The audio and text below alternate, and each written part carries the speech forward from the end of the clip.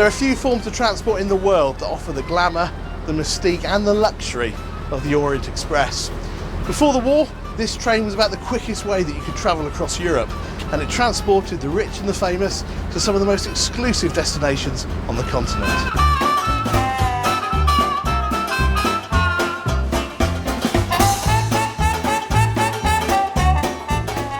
In the early days of steam, the Orient Express was the quickest way to travel across Europe.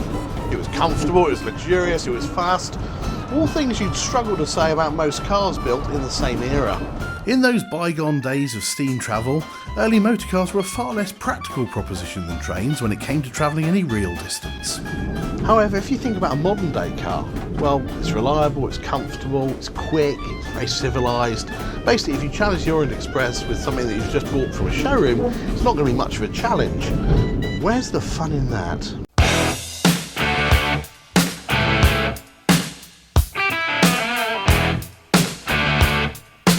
It would be far more fun to challenge it to a race with this, a 1956 long-nosed D-type Jaguar, one of the most sought-after, original and expensive Jaguars in the world.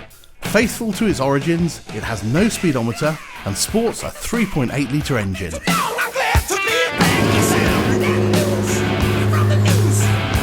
The Jaguar has authentic mechanicals, leather interior and largely original paintwork.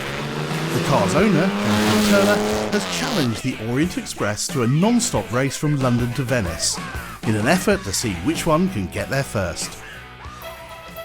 David Brazil has admired this car since he was just a small boy, and it's his responsibility to make sure this 50-year-old car is in the best mechanical shape of its life.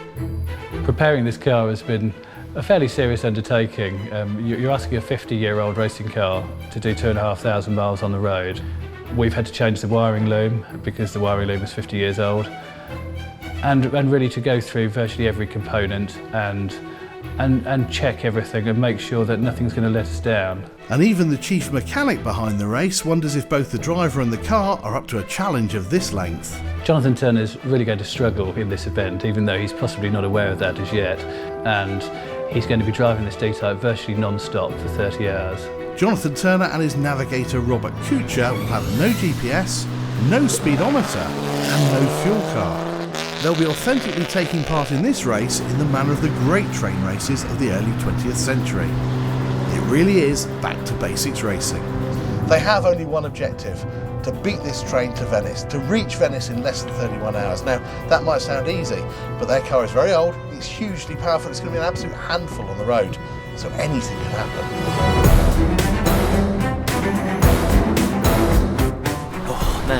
It's 3 o'clock in the morning. Stupid idea this was. No doubt they'll be tucking their lobster tails just as I am. A fire's only a fire, isn't it? Here we go again. Same problem. Police, different nationality this time. They're probably ahead of us by now. They're certainly very, very close. This challenge is a lot tighter than I could have ever imagined.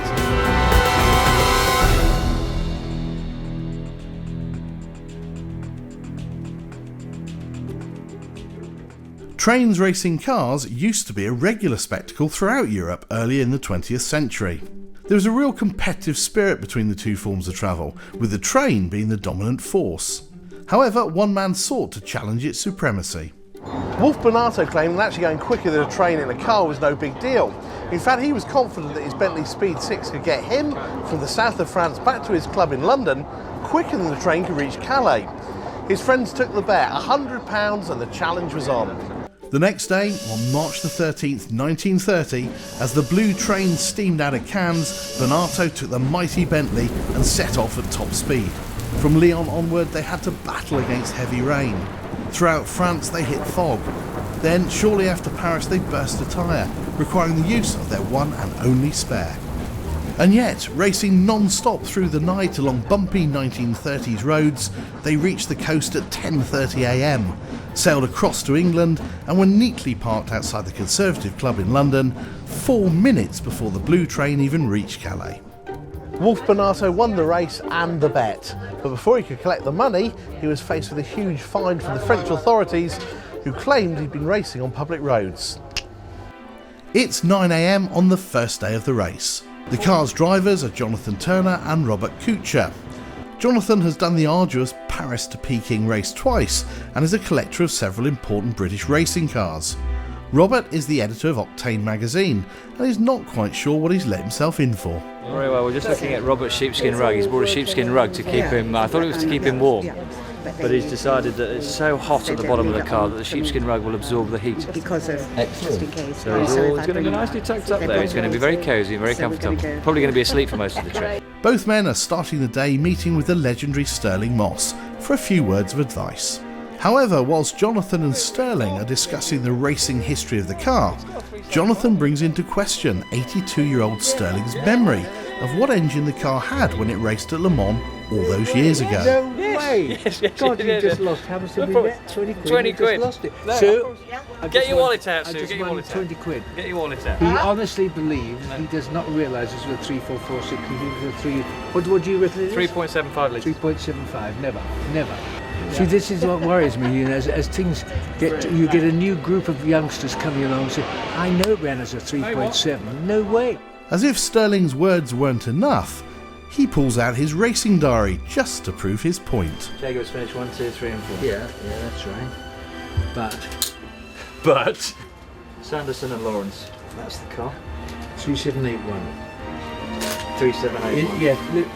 Yeah, no, the Sanderson car was 3442. It's a misprint. See that? And even before the official race has begun, Jonathan appears to be on a losing streak. So you think Sterling's right? It was. He was though. Come on. I'm not bothered about the car. The car is just brilliant, but the 20 quid is gone. It's gone. I'm never going to see that again. Even if he buys himself a new pair of socks, I may never see those socks. £20 for goodness sake! I can't believe it. He's wrong anyway. That paperwork's all wrong. So with Sterling having officially waved the drivers on their way, they make their way to Victoria Station and the start of the race. The car is attracting quite a crowd, and even Boyzone's Ronan Keating wants to sit in the driver's seat.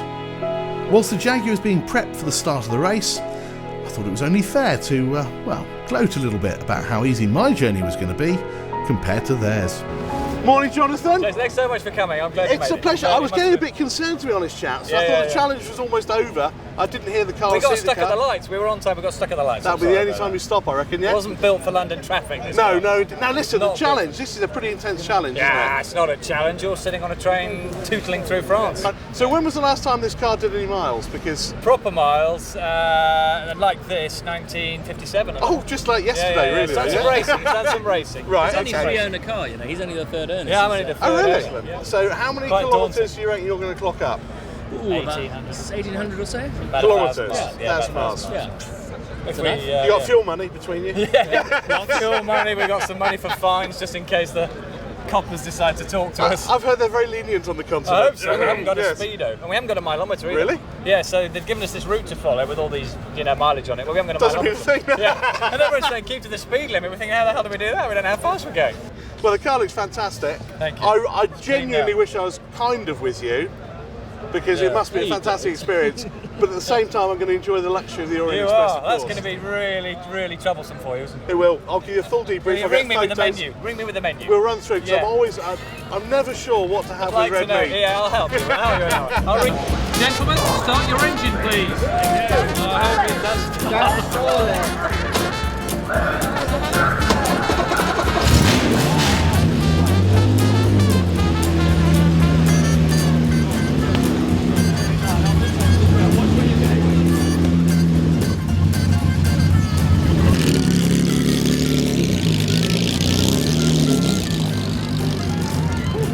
So, as the boys fight their way through London traffic, I decide to take full advantage of the luxuries the Orient Express has to offer.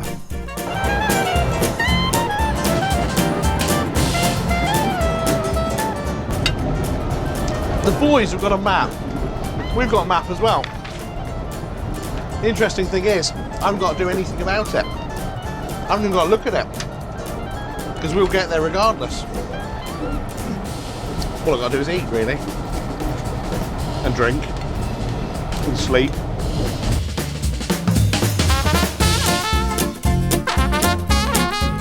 The journey starts in London and will take 36 hours and cross 5 countries, all in an uninterrupted, non-stop race to the finish line in Venice. Who will win? Find out after the break.